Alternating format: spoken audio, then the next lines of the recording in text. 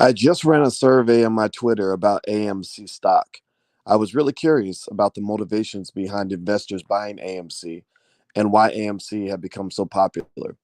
I will reveal the results of that survey and also talk about the interpretation of AMC, what you look forward to in the future. And also, there's another stock that I really like, and I'm going to tell you about all this on the Black Financial Channel. So, buckle up your seatbelt, get comfortable. We're going to get started right now.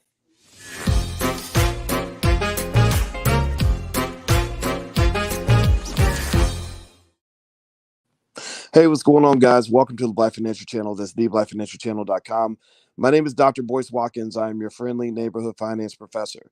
On the Black Financial Channel, we talk about Black economics every single day. We talk about investing every single day. We talk about wealth every single day, sometimes as much as 10 times a day, but we do it on from a Black perspective. You ain't got to be Black to be here, but you got to know what we're all about. We are part of what is called the B1 community. B1 means that we believe Black people should be our number one priority. B1 means that we believe that the Black community will be number one in investing in wealth building within the next 50 years. B1 also means that we understand we must be one and learn to build together, form healthy relationships, and build businesses in order to create Black wealth. So if you agree with that philosophy, put B1 in the chat, B and the number one. I see you putting it in here. Renee, Ethel, Alicia, Lakina, Dwayne the Ambassador, Pat C, Marsha Wright, Tam Shell, Imani Secret Garden, Dead Aim, Jared Reddix, Lakina, I see you, I see you, I see you, and I love you and I appreciate you. So let's talk about AMC. Let's hop in here and talk about that. Now I see your brother's already telling me I was wrong about Dogecoin. No, I wasn't wrong about Dogecoin. I hold my position on Doge. I said Doge is a dangerous investment. You're gonna have a lot of volatility. Volatility doesn't just mean things will go down. Volatility also means things will go up. Also, one thing that you have to understand, Yeshua, is when you talk about investing, investing is not a sprint. Investing is a marathon. Investing is not a hit it and quit it. It is a long-term relationship. Investing is not something where you can determine the end of the game by what happens next week. It's something where you determine the end of the game by what happens in the next 10 years. So after 10 years, if I'm still wrong about Dogecoin, if Dogecoin is worth $1 billion and you make a ton of money, then you can come back and say, hey, I made money. And you know what I'm going to do? I'm going to congratulate you and say you were right and I was wrong. But at the end of the day, don't get caught up in looking at 1 week's returns or a couple of days or a couple of price movements and think that that's everything. That does not mean a thing. Now, Michael Thompson asks, are you going to mention the short sellers on AMC? Yes, I am. So let's talk about AMC. I'm going to switch over to my Twitter. My Twitter is Dr. Boyce Watkins 1. Follow me on Twitter if you haven't done that yet. I'm going to put the Twitter up on the screen. I need smart Black people following me. I'm tired of arguing with idiots. I don't argue with idiots. Don't waste your time arguing with idiots. So on my Twitter, I did a survey amongst intelligent Black people. I also put the hashtag AMC stock in the survey in order to get responses from people who maybe don't follow me, but who follow AMC stock. I really wanted to, because you guys know my background. I'm a researcher. Researchers believe in facts and information and data. I'm also a believer in freedom of speech. So I'm not necessarily going to try to say things that are going to make you feel better. I want to say things that are true. And so I piss off a lot of people every single day. And just know, if you're new to the platform, I'm going to piss you off at least twice a week. And if you can handle that, then we can be friends. If you can't handle that, that's okay. I'm sure there's somebody out there that'll tell you what you want to hear.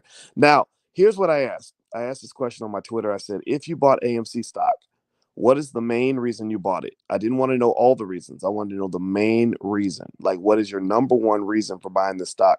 Because I was really curious. I said, are people buying AMC stock because they want to stick it to the man, punish the short sellers? You know, that's been a narrative that's been pushed around. Two, are people buying AMC because they think it's a great company and they just really want to see AMC go to the moon and they want to see movie theaters make a comeback? Or are people buying AMC because they want to make bread? Do they want to make money? Is that your number one reason? Because remember, those goals are not always aligned. Those goals are not always aligned. Sticking it to the man might mean that you sacrifice thousands of dollars of your family's money to stick it to the men, to stick it to the man on Wall Street. You know, when you have the short squeeze, you talk about naked shorts. Let's see. Keith says, how do you feel about CNBC talking about naked shorts that could trigger a squeeze? Yeah, I mean, naked shorts. Naked shorts are basically. I'm not going to go into it all right now, but naked shorts are absolutely terrible. That's where you're going short on the stock and you don't actually have any sort of protection. So think of it like jumping off a building with no parachute, hoping that you find a parachute on the way down. Right? That's pretty much what a naked short ends up looking like when you graph it out and you look at the financial outcomes that can occur with a naked short. So let me ask you this. I see JJ says all three. Mario says all three. I want to know your number one priority. What is your number one priority? To make money, to stick it to the man, or to invest in AMC in a long-term relationship, hoping that AMC eventually comes back and they do wonderful things. Give me your number one answer. Let's see here. Pat C says to make a quick dollar, um, so we can continue to buy and hold. Says youth leaders of tomorrow. James Stewart says make money. Sis King says to make a quick dollar. And in fact, actually, let's ask this question. Here's a better question. I'm going to ask this question before I give you the results of the survey. I care about what you think. All right, so um, if you had to lose money to stick it to the man, like let's say that I told you, look, we can stick it to the man, but it's gonna cost you 1,000. It's gonna cost you $1,000. How many of you would go for that deal? Yes or no? Would you want to stick it to the man if you knew you were gonna lose $1,000? Would you stick it to the man for $1,000? Or would you say, nah, buddy, I'm gonna put my money somewhere else? Yes or no? Would you do that deal? Sis King says no. Let's see, W Lucky says no. I'm looking for a yes. I do for the deal. Okay. Danielle says yes. Yep. Okay. All right. We got an idealist in the group. I love it. Somebody else says I. Joseph says I would. Renee says no. Pat C says no. Alan says no, sir. Hi Gui, Hygui. I can't. I'll call you Lion. How about that? I'll call you Lion. Says no. I'm seeing a lot of no's, but I am seeing some yeses. James and LHJ. Okay, James T says yes. Janet says no. EYB Entertainment says no. This is interesting. Okay, so this is a good one. I might ask a survey question on my Twitter. So here's the result. When I asked, I said, if you bought AMC, what's the main reason you bought it? And I didn't let people sort of pick all of the above or anything like that because I didn't want to give people that cop out because I wanted to know, are you willing to lose money to stick it to the man? How would you feel if so basically 75% of the investors in AMC, according to the survey, are buying the stock because they want to make money. That's the number one priority. Now, it doesn't mean that they don't want to also punish the short sellers on Wall Street. It also doesn't mean that they don't hope that AMC as a company does well long term. But I think this is really important to understand in terms of what you might expect in terms of dynamics of the stock over the long haul. What I see from the results of this survey is that AMC, I wouldn't be surprised if it ends up becoming more of what you might call a momentum trade, meaning that once people get a sense that AMC is starting to plummet, they're going to go find a more interesting story. Remember, there are thousands of stocks out there you could invest in besides AMC, thousands and thousands. So the question becomes, why AMC? If you're black, it's not as if AMC is a black-owned business. If you are Jewish, it's not like that they have some special alignment with the Jewish community. Or if you're an environmentalist, I don't think AMC is necessarily a favorite of environmentalists, even though they did give money to that gorilla reserve out in Africa or some part. I can't remember where that. But I don't see them as an environmentalist company. They're capitalists. They want to make money. They want to make a profit, and that's it. So most of the analysts actually put AMC's stock value at about $5. That's the price target that they have. Now, what's happening though, obviously, is because so many people are buying AMC stock and they're pushing the price up. AMC is seizing the opportunity to sell more shares so that they're going to be able to raise more capital, which will allow them to pay down some of the debt. The problem that AMC has, though, is that AMC is not just somebody who came into the hospital with a cold. AMC is the person who came into the hospital with HIV. AMC is the company that came in with COVID and needed a respirator right away because they were 2 inches from death. AMC is not the company that came in to the doctor and needed a Band-Aid and a couple aspirin to be sent home. AMC is the company that came in and needed $300,000 heart surgery in order for that company to get better. So when you're talking about AMC, you're not really talking about a strong, healthy company. You're not talking about a company that was doing extremely well before the pandemic and then suddenly just took a dive. No, you're talking about AMC as a company that was really sick in 2019 before anybody knew COVID was even on the horizon. They were already losing power to the major film producers, et cetera. They were losing power to streaming services like Netflix and all that stuff. So I'm not really sure if AMC is something you want to play around with for too long. I look at AMC like a game of musical chairs, and you don't want to be caught when the music stops. Now, do me a favor, hit the thumbs up button, hit the share button, hit the subscribe button if you haven't done that yet. And also, I'm actually in class on Tuesday morning at 11 a.m. Eastern. We have class every Tuesday at 11 in the Black Stock Market program. I'm actually going to show my students in extreme detail exactly how I made money from AMC. Like I've made about $7,000 from AMC stock, so it wasn't a massive investment, but I did make about 7 grand. That's enough to pay off the rest of my car, so that's pretty good, right? And there's a specific way I approach all of this, and just in general, it was something where you approach it very, very carefully because it's very tempting. It's very tempting with AMC because the stock is moving up. There are a lot of people that are basically that are basically overpaying for the options. There are sort of signals to determine what's going to happen with this stock, but I don't think it's going to end well, and I think it's a really dangerous investment because you want to get in a way. It's almost like if a guy goes to a club and he meets this beautiful woman, but she's a stripper and maybe she's a hooker or something, so he's like, okay, I could, I'm tempted to dabble, but bad things can happen, right? Strippers have STDs. She might get pregnant with your baby, and next thing you know, you've got to spend 18 years raising a baby with a stripper, right? Or whatever, right? No disrespect if you are a stripper. Strippers got to eat too. I know, and some of y'all, I know every stripper is only stripping so she can pay her way through college. At least that's what I've heard. But I will say this though, that when you're playing with fire, you got to be really careful. And some guys will say, no, I don't want any parts of that. Some guys say, I'll play with fire, and some guys jump in and they get burned. Okay, so I just want you to understand that with AMC, you're really talking about a really risky investment. Now let's see here. Somebody just called me the N word, the BK dot. So BK dot, everybody's thinking about a BK dot. Brother, you are banned officially from this channel. You will never be allowed to come back. So you do not call me the N word on this platform. So you out of here, brother. We don't tolerate negativity up in here. All right. So no negativity. We don't do that here. All right. So next thing I want to mention to you is this. There's a stock that I really like. That I invested in significantly that did really well. This company is one that also is expected to do extremely well as it pertains to hydrogen vehicles or hydrogen energy in general, right? So Mongo Slave, yes, I am live. And Tamika says this guy is an ass. Are you talking about me? If you say I'm an ass, well then you got to go to Tamika. Goodbye, Tamika. See why people see that's the thing. Trolls. What is the point of being a troll? Like, it's so crazy to me. People need to really get a life, man.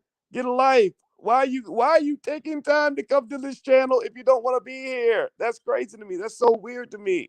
If I don't like what somebody's saying, I do not go to their channel. I guess I must be important to these people because they take their time to come to my. I don't take the time. How many of you take the time to go to channels of people that you don't like or people that you don't want to hear from? Yeah, seriously, how many of you give me? I don't do that. I think that's so weird to me. So I got to go in here and block these fools out of the chat because I'm gonna tell you, I am black first, but I'm not trying to connect with everybody in the black community. I'm not trying to connect with every scrub that needs to get a life. I'm not trying to connect with every ignorant person that's determined to be ignorant. I'm not trying to connect with every person that wants to be harmful to the black community. I basically want to connect with what I call the talented 10th. I want the people that want to build better families. I want the men who can show respect for black women. Doesn't mean you can't check women. It just means you got to check with respect. You don't go around just blanketly disrespecting your women. These are your mothers. These are your sisters. These are your daughters. These are your women, right? I want black people who want to be smarter. You don't have to have a lot of education, but you got to want to have education. If you don't have to have it, but you just got to value it, right? So people who don't fit in that category, I really love blocking them and telling them like just go away because we're building for the next generation. And what's going to happen is your children are going to be the employers of their children. Your children are going to be the ones who end up their kids will be begging for jobs. Their kids will be out in struggling, and your kids are going to be ones who are going to save them. So I'm focusing on. I want to preach to the choir. I don't want to preach to the whole congregation. I don't want to preach to the hookers on the street. I don't want to preach to the dope fiends who might pull a knife on me. I'll talk to them if they want to do better. But if they don't want to come to where we are, then we can't do that. I'm not doing that. Okay. So I want to make sure that's 100% clear. So I hate to keep blocking people. I just want to make that statement so that people who don't want to be here should just go ahead and go. I'm not here to be popular. I'm here to actually talk to people that care.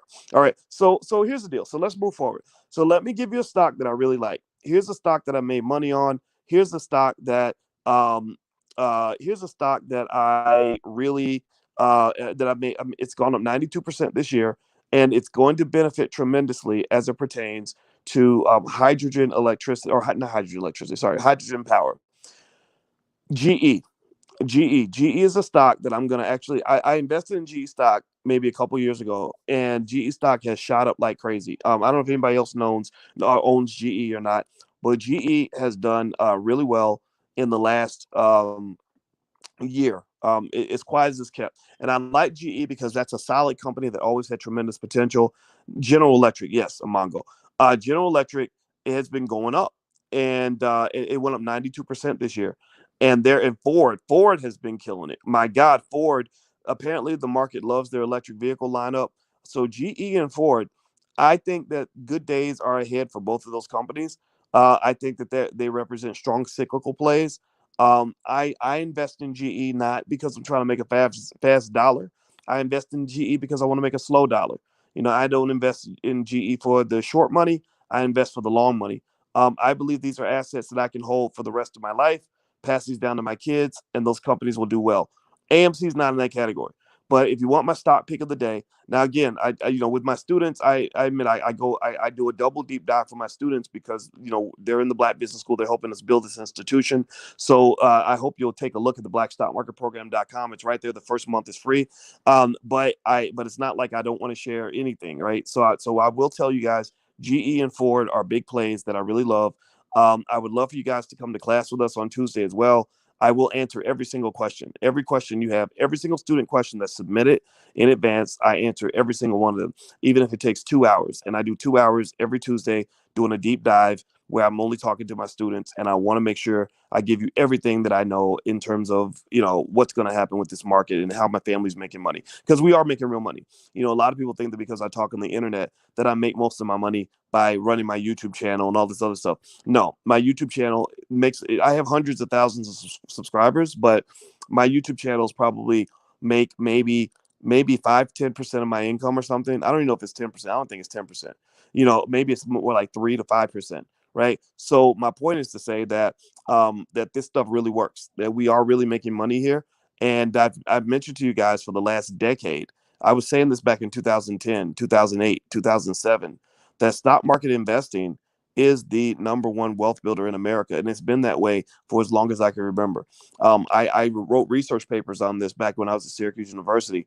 And I used to talk, I said, if we can get Black people to open their eyes to the stock market, then you're talking about a move in Black wealth unlike anything that a reparations check could ever do. Like the reparations that they eventually pay is going to be nothing. But this move is literally allowing you to engage in the very empowering act to repair yourselves. And that it's better to do it yourself than it is to let white people do it for you. So that's why I want you to make sure that you integrate and invest in culture into your family. The only thing you need to be integrating into directly is you need to be integrating into wealth. You control the integration. Don't let other people control how you integrate. You control how they can integrate into you. Okay. So let's see here. Renee says, Dr. Boyce, what happens if my schedule can't make your class? Is it recorded? Yeah, we record not just the class for the previous week. We've recorded probably hundreds of classes. And I'm gonna tell you, I studied this stuff well over a decade and practiced it for 30 years, and I've taught college students for many, many years. My students at Syracuse, I think the tuition in Syracuse is about 70,000 a year or something like that. And but the internet allows me to reach more people at a much, much lower cost. Now, everything can't be totally for free because we're trying to build the Black Business School. Building things takes money. We're trying to get buildings. We want a university. I was doing a story the other day about a sister down at the University of North Carolina who couldn't get tenure. And I know how these universities are. They're racist. They milk the Black community for their athletes. So they make billions of dollars off your athletes. They don't hire Black professors and give them promotions. They treat the Black students like crap. That's why they're mad and they're protesting all the time. And then all they do is they teach you how to go and become a bigger drain on your own community, a brain drain, because your number one goal is to go work for white people. They're not just giving you this false education, but they're giving you your value system, and you end up valuing white supremacy and wondering why white supremacy is so powerful in your society. It's almost like when somebody's sick and they don't understand why their body's having a certain reaction, and then somebody comes along and says, well, you eat a lot of sugar, and sugar causes high, this kind of cancer, and you don't realize that you're feeding the cancer because you're eating the sugar, and then somebody gets you off the sugar, and then next thing you know, the cancer subsides or the illness goes away. So a lot of times that's kind of what I see in terms of white supremacy, that you're feeding into it without even knowing you're feeding into it,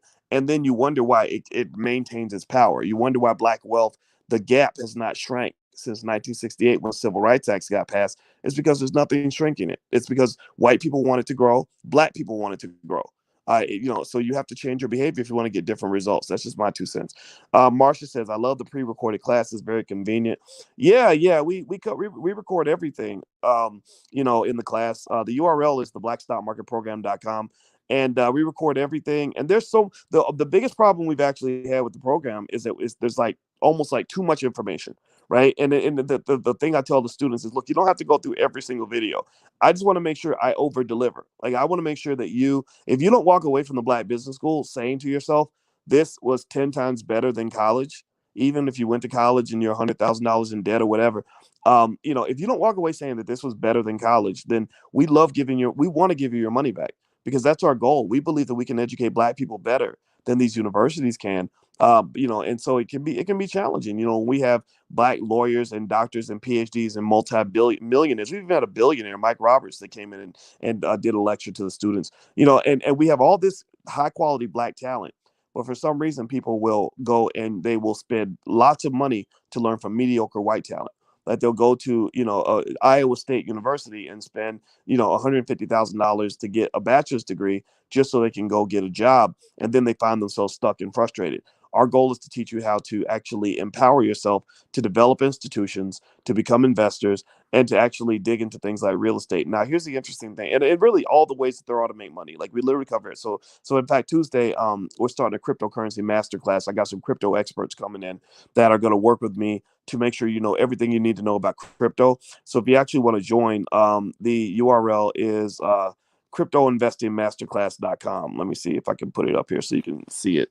But it's cryptoinvestingmasterclass.com. And basically, we start Tuesday, and the content is yours forever. So it's a lifetime membership. There is a private Facebook group that you can join to engage with the other students. Also, like the content is yours forever. Right. So once you do the class, it's yours. You can have it. You can do what you want with it. And there's the URL if you're interested in taking a look at that. All right. So let me dig into a couple of your questions. Do me a favor, hit the thumbs up button, hit the share button, hit the subscribe button. Let's see here. Somebody said you sound racist. All right, so you should go because you shouldn't be here. All right. So let's see here. I totally agree that it was so valuable, the classes I took in Dr. Boyce's school. Good. Well, and the thing is that the Black Business School, I appreciate that, Marion. Thank you. And I want to reiterate too, though, that the Black Business School isn't just the Dr. Boyce School. Sure, I'm one of the founders. I've helped to get it going, but we brought in probably 150 Black experts over time, and probably more. And so it's not the school that Boyce built; it's the school the community built, and we're all around the world, and we're really good at what we do. And I just really think you guys might want to take a look. And if your budget's tight, don't let that stop you.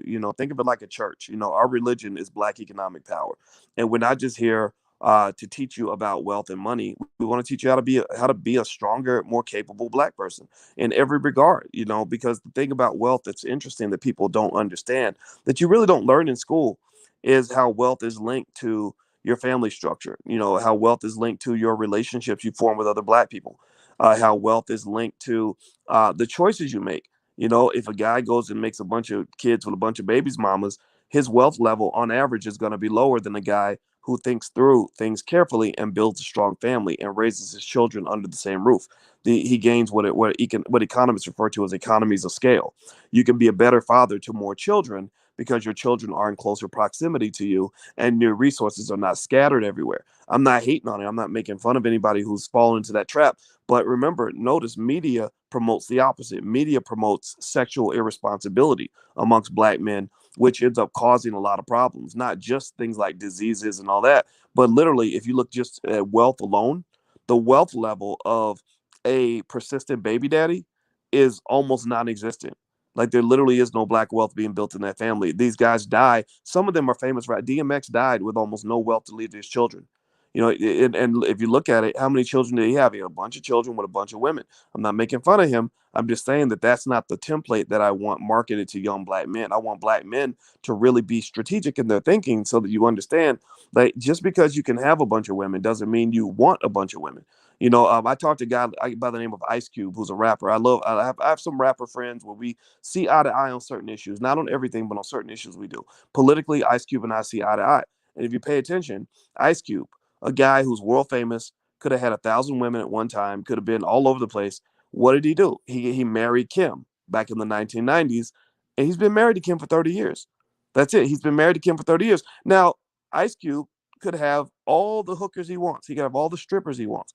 He can have all the jump offs he wants, but he's married to Kim. Now, I don't know anything personal about their relationship. I'm sure they've had the ups and downs that a lot of relationships have, but that I believe that's a strategy similar to my father's strategy. My father was married to my mother for 47 years because he knew that all this like running around is eventually going to ruin you economically, ruin your health, and put you in a lot of crazy situations.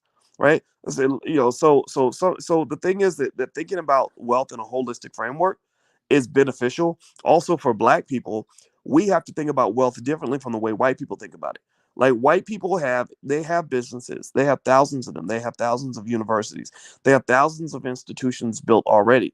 They don't really need to build more institutions. They can literally train their children to go work for other white people and have it be okay because there are plenty of places to go.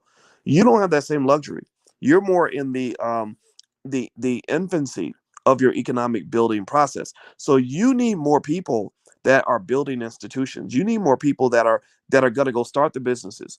So you don't need all your people trained to become employees. Some people can only that's all they can do, right? That's all they're going to aspire to. That's totally fine. But then you've got some of your people in here that are absolute geniuses. Some of your kids, give me a yes in the chat if you've got a child that has something special in their DNA. Or if you've got a child that's just got that special sauce where you're like, okay, this kid's gonna be something one day. Give me a yes in the chat. Everybody shout out. In fact, say the child's name, the first name, not the first and last. We ain't trying to be create no stalkers out of here. But seriously, shout out your child's name. I got a baby named Tay Tay. Tay Tay is I get to be her bonus dad. Her father is a great man. I work with him regularly to make sure Tay Tay is protected and nurtured and raised in a certain way. But Tay Tay spends more time with me and her mother than anybody else. Tay Tay has something special. I brought her to the wedding. When D1 met her, D1 said, "There's something special about that Taylor." When Willie D from the Ghetto Boys, who was in my wedding, came, he met Tater. I call her Tater, Tay Tay. He said, "There's something special about that Taylor. That girl gonna be something." Uh, all the people that meet her always say there's something special about her. So here's what I had done with Taylor, and I want to give this. This is a little bit of extra bonus conversation. We've already talked about AMC and GE, so those who came in late who want to know about that part of the conversation, you're welcome to go back to the beginning of the video because this is when I'm really talking to my people. This is when I'm really giving you the best that I've got, as Anita Baker used to say. Because anybody can teach you the X's and O's of finance. Not everybody can teach you the X's and O's of black success. I've achieved those things. I know what black success looks like. I have made millions of dollars. I know what it's like to be world famous. I've reached the highest levels of education that a human being can reach. I've done these things, right? And I'm genuinely happy with my life, right? So I want to share some of this with you. So let me talk to you about, I'm not sitting there pretending like I know all the answers, but I probably know some of them. So here's what I do with Tay Tay. When I talk to Tay Tay, I do not talk to her in a way where on any level she thinks that I'm preparing her to be somebody's employee. I never do. I never ever talk. We've never talked about her working for other people. I never ever ever because my belief is that little girl's so special that her light is going to shine so bright that if you take the sun and you try to put the sun inside somebody's bedroom, that fire is going to burn through the walls. If you take somebody that's meant to grow to be 10 feet tall and you put them in a room with a 7-foot ceiling, like you have with these corporations, they have the ceiling, the glass ceiling, the concrete ceiling. It's really more like the concrete ceiling because at least you can break through glass. Concrete is hard to break through. The steel ceiling, right? You take a person that's supposed to grow to be 10 feet tall and you put them in a 7-foot room. You're going to stunt their growth. They're going to be very uncomfortable. It's not a natural process. So never do we ever talk about her working for anybody else. In fact, I don't even box her into a profession. One day she came to me, she said, Boyce, What did you want to be when you grew up? When you grow up, when you were my age? And I said, I don't know. I probably wanted to be an NFL player or something. I don't know. And and she said, I don't know what I want to do. And I said, well, what professions have you thought about? She said, I think I want to be a dancer, a singer, an engineer, and a music teacher. And I said, those are really interesting professions. Okay. All right. So tell me more. So she told me more. And I said, okay, how about this? How about you? I said, have you ever heard of the inalienable rights of a human being? Have they taught you that in school? She said, no. I said, well, the inalienable rights are what they call life, liberty, and the pursuit of happiness. And I explained the last part. I said, let's talk about the pursuit of happiness. I said, that what does that mean? That means that happiness, according to the inalienable rights, is something that you pursue, right? You have the right to pursue it. Nobody's going to give you happiness. You have the right to go get it, right? To pursue it, right? So pursuing happiness means at least a couple things. One, you got to know what's going to make you happy. And then two, you got to know where to go find it. And then three, you have to have the ability, the freedom to pursue your happiness, right? So you got to know what's going to make you happy. You got to know where the happiness is, and you have to have the freedom to go pursue the thing that you need in order to be happy, right? So bear with me. Bear with me on this story. So what I told her is, I said, maybe instead of thinking about what you want to do for a job, maybe your a bigger goal, a better goal would be for you to be happy. Because there's lots of people who have their dream job, but they're not happy. There's lots of people who have $10 million in the bank who are not happy. There are lots of people who've achieved all the fame and glory that people look for who are not happy. So I said, how about we aim for happiness? And I said, now the thing about happiness is, remember, first you got to know what's going to make you happy. I said that's called self-awareness. That's knowledge of self. So you got to really learn yourself and be honest with yourself to find out what's going to make you happy. I said number two, you got to know where the happiness is, right? So you say, okay, I need to go make money. Well, do you know where the money's at? Right? Most people they know money will make them happier, but they don't know where to go get it. That's where things like financial literacy come into play. And I said, three, you have to have the ability to pursue the happiness. And that means that you have to be able to move and wiggle and duck and dodge and change position, change trajectory to go in whatever direction you need to go to find your happiness. And I said, here's a problem with most grown-ups, Tater. I said, most grown-ups I know can't pursue happiness because they don't know what it is, they don't know where to get it, and they don't have the freedom to pursue it because they got to go to work. Because they got to get up and go work for that white man every day who's going to come and cuss them out or fire them or take away their financial freedom because they didn't show up to work that day.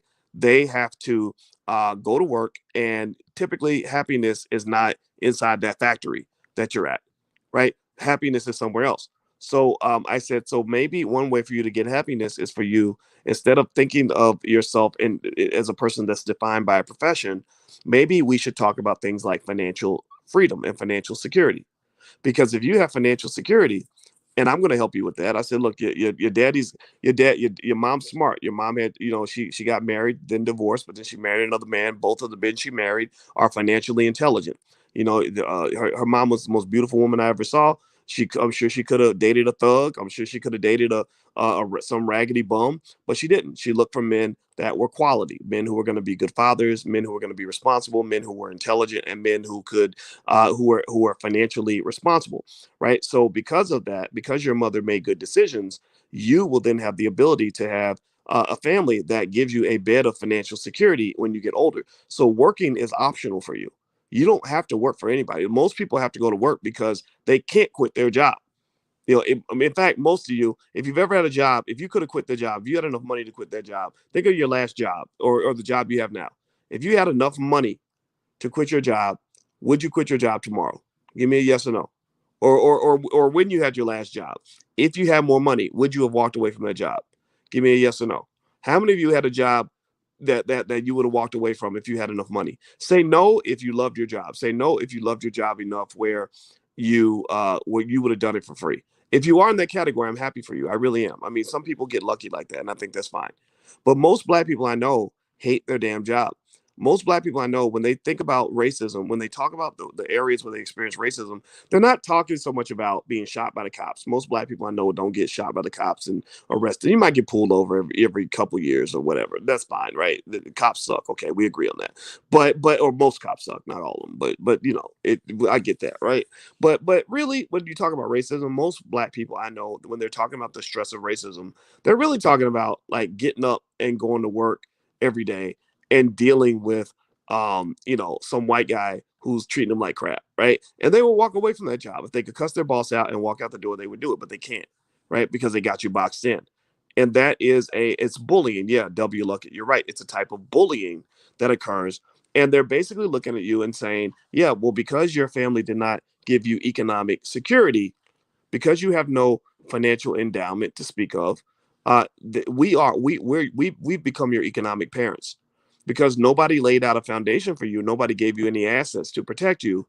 We are your protectors. We're all you got, right? So you, even though you hate it, you're mad about it, you're complaining about it, but you complain in quiet. You complain in private. You don't complain publicly because you know what's going to happen if you do, right? That's why a lot of black folks live their lives scared. So I said, I don't want you to be scared. I don't want you to feel boxed in.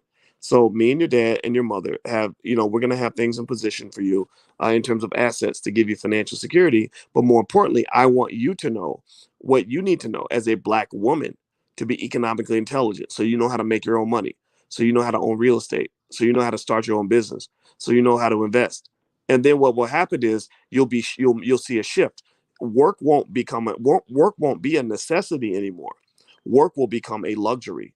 It will become something that you do because you are bored, or something you do because it's fulfilling, or something you do because you really love it. It won't be something you do because you have to. So that's very, very important. And so Julie says, Dr. Boyce, please advise how to repeat this message for a later time. Yeah, well, you know what, Julie, you can go back to the beginning of the video if you're listening on YouTube or Facebook.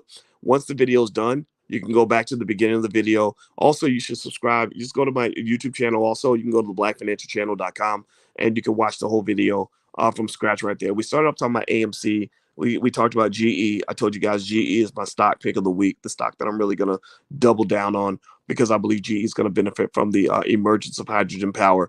But really, I like talking about the little things that white people can't teach you, the little things that other people who are not black do not understand. These are little subtleties about blackness and black wealth that I thought about for 20 years that most people miss. Most people miss these things. So I'm just telling you, if you really want to be ahead of the curve, I don't recommend defining your children by profession. I don't want my child's economic identity and otherwise to be shaped by the fact that they want to become an engineer and go work for a big white man's company. I just don't. It's okay if they do that, but I think that there's more for them. Some of you have superstar children in your family. I saw the name of Myra pop up, and I saw some other names, and I asked you to shout out the names of your kids.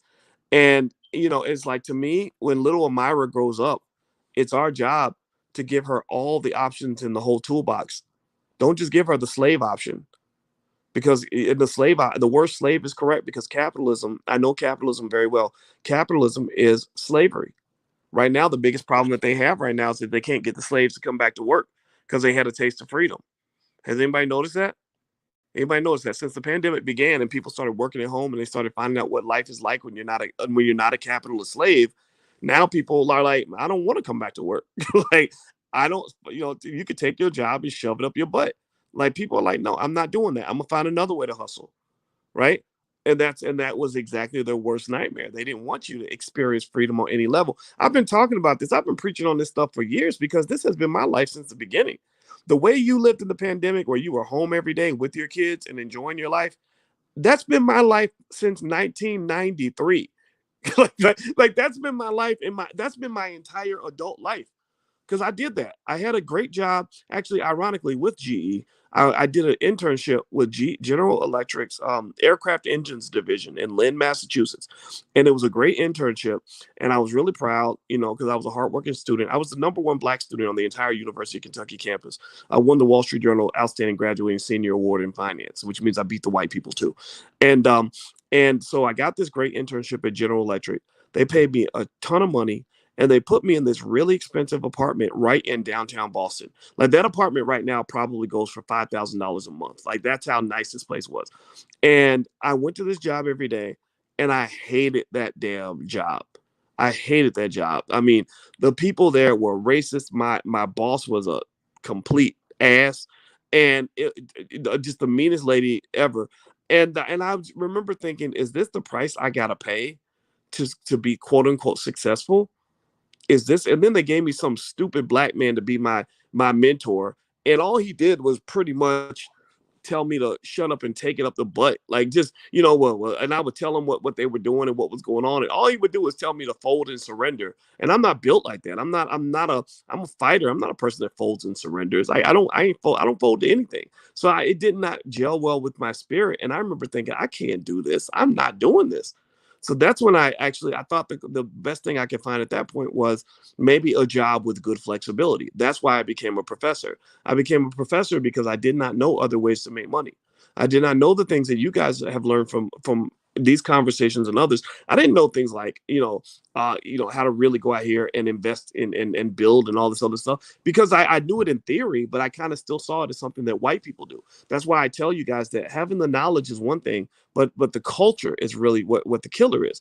Most people that do the wrong things, they know the right things to do. Like anybody ever have like an uncle who would do all this most messed up stuff, and when you say, man, that was messed up, you shouldn't have been doing that, you shouldn't be smoking that crack, they'd be like, yeah, you're right, I need to stop, right? So it ain't like you're giving him new information by telling him that he needs to stop smoking crack. He knows he needs to stop smoking crack. In fact, he might even want to stop smoking crack, but he's a crack addict. Like that's what crack addicts do. Like they do stuff where they're like, man, I shouldn't be smoking no more, but it feels good. We become addicted to all kinds of crazy negative things. We sit down and we eat another Popeye's chicken sandwich, knowing your big chubby ass needs to be eating the vegetables, but the chicken sandwich tastes so good. You lay down and you sleep with that man or that woman, and you know that person ain't no good. You know what they're bringing into your life. You know that person's toxic, but it feels good, right? So all of our addictions and our culture and the culture that we're addicted to, that shapes our behavior more than us knowing what we need to do. Many of us live our lives, a lot of us, myself included, sometimes we live our lives like the fat gym teacher. The fat gym teacher knows exactly what you need to do to be in perfect shape, but they're just not willing to do it. That's why they're the fat gym teacher. They're teaching you how to get in shape, but they don't want to do it themselves. So a lot of this stuff, when you talk about things like wealth, the biggest culprit, and this is what I realized, the biggest culprit when it comes to black wealth was not financial literacy. That's easy. I could easily sit down with you and probably in about an hour, not even an hour, probably more like 8 minutes, explain some financial moves you can make that would change the trajectory of your family for the next 100 years. That's how good I am at this. I am a financial ninja. I know what the hell I'm doing. That's why I don't debate. So I don't even debate with these fools because they can't even they can't even visualize things that I'm visualizing. So you don't try to explain a complex vision to somebody who doesn't have the ability to understand it. You just wish them well and send them away so you can talk to the people that trust you. But here's the thing. It's the education is not the problem. It's the culture. It's changing habits. That's what it is. So if you are a person, let me just give you a little game right here on how to create the perfect life in my view. If you can make yourself a person who can change your habits, if you can become a person who says they're going to do something and then you actually do it, if you can become a person who follows up all your words with action, because we got a lot of fast talking Negroes making a lot of promises that they never follow up on. Oh, daddy's gonna pick you up at 4 o'clock, never shows up. Oh, girl, I'm gonna buy you a beach house. He never does it. Oh, we're gonna build a school. I just need you to give me some donations to my Cash App. School ain't built 10 years later, right? We get a lot of people out here that do a lot of talking, but produce no results. And this is because we don't have standards. We allow people to talk and we treat their words as if that's the same as action. And that's why you don't have a lot of action, because a lot of people are like, well, why would I give you actual action that takes commitment, that takes dedication, that takes discipline, when I could just say something and then you will think it's real because I said it. So if you become a person who does what they say and follows through and can change your habits and shift your culture in your house, there's nothing you can't do. There is nothing you can do. I am here to make a confession to you right now. I will make a confession to you right now. I know what it's like to not have what I want. There was a time where I didn't have the money that I wanted. There was a time I didn't have the physical fitness that I wanted. There was a time I did not have the woman that I wanted. And that was probably in my 20s up until about 27, 28 years old. And then what happens is you just get sick and tired of it. You get sick and tired of coming up short. And I felt like a guy who had a size 10 foot who wanted to wear a size 12, size 13 shoe. So what I learned is that I said to myself, I said, I have to grow into the person that I want to be to really live my best life and to become and to live to have the life that I really want to have. And I can tell you, I was swear it on a stack of Bibles that when I look at my life and I measure the quality of my life in three key areas: health, wealth, and relationships. In those three areas, I literally have accomplished every single thing I wanted to do. Um, I started off wanting to make a few $100,000 a year. I have cleared millions of dollars in a year. I don't talk about money much because people get jealous, and I don't like to do all that type of stupid stuff. I'm not trying to be flashy with it. If you ever get money, don't be flashy with it. But I'm telling you guys this because I'm having a moment of clarity here. I wanted to be a successful scholar. I became 10 times more successful than I thought I would be. I wanted to be known in academia. Now I'm known actually all over the world. Um, I wanted to lose weight and I couldn't do it.